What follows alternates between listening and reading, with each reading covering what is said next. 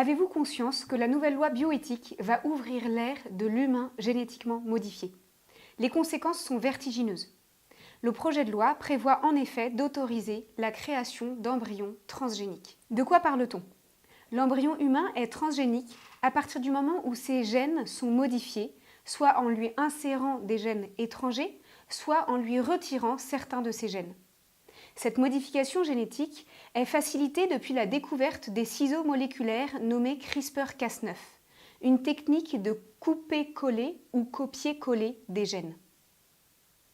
Si cette technique est intéressante et même pourrait être bénéfique pour des personnes nées, elle pose des problèmes majeurs lorsqu'elle est appliquée sur l'embryon humain. Premier problème, l'embryon humain est instrumentalisé pour tester la transformation de l'humain.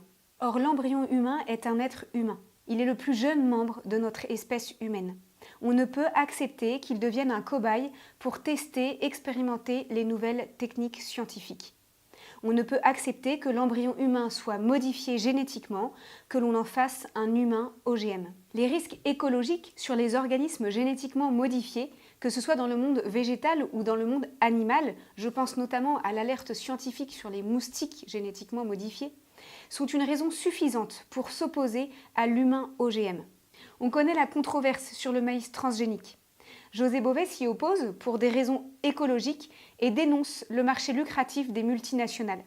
Il signe d'ailleurs une tribune avec Jacques Testard dans laquelle il refuse l'humanité génétiquement modifiée. Il dénonce le projet de loi bioéthique qui fait passer l'utilisation de CRISPR-Cas9 de la semence agricole à l'humain. Et il alerte sur la modification irréversible de notre espèce humaine. L'irréversibilité est le problème majeur de la modification génétique de l'embryon humain. Deuxième problème.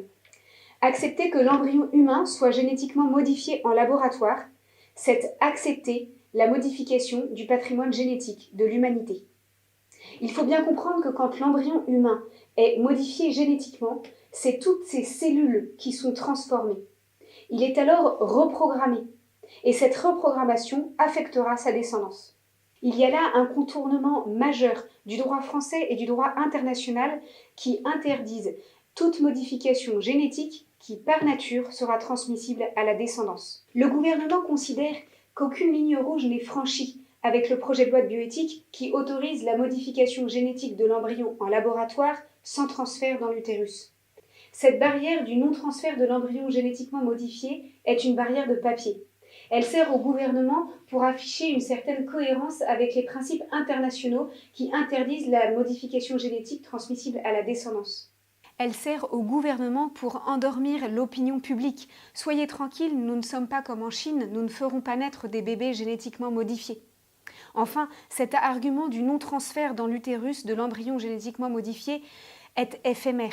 La modification en laboratoire de l'embryon humain prépare l'étape d'après, celle de faire naître des bébés OGM. Il ne faut pas être dupe. Si la loi de bioéthique 2020 légalise la transgression de créer des embryons transgéniques en laboratoire, dans quelques années, c'est de la naissance de bébés OGM dont nous débattrons.